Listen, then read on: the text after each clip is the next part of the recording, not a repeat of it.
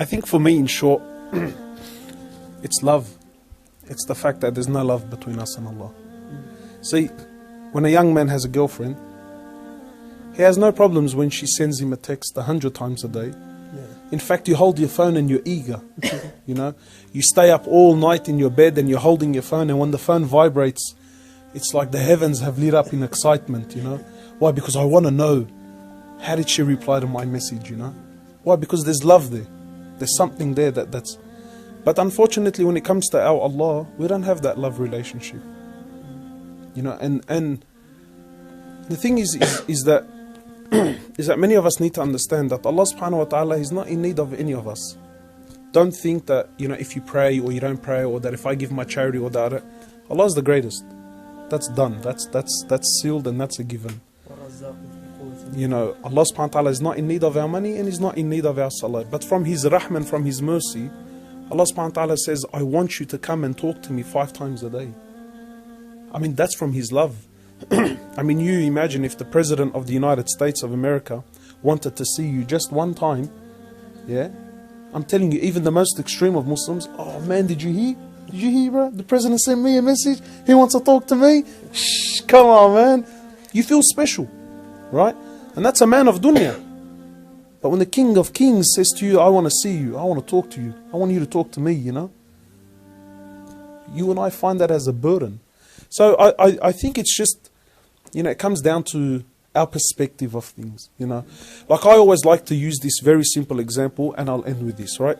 That imagine you as a father, and again, hasha lillah, of course Allah subhanahu wa ta'ala is above any example, but imagine you as a father. If you had a child, do you want the best for your child, or do you want the worst? Naturally, you want the best. Do you want your kid to be happy, or do you want him to be miserable?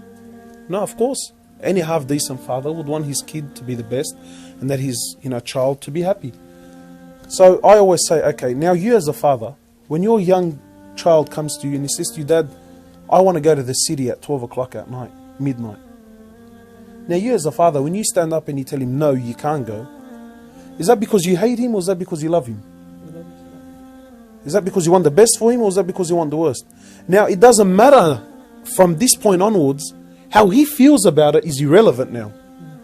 Because I'm in control, because I'm in authority, because I'm mature, because because I've been assigned to be responsible over him. You have wisdom that he doesn't understand. Exactly. So I know what he doesn't know. When he says to me, I want to go with my mates downtown at midnight, and I tell him no, that by no means is because I don't want him to be happy.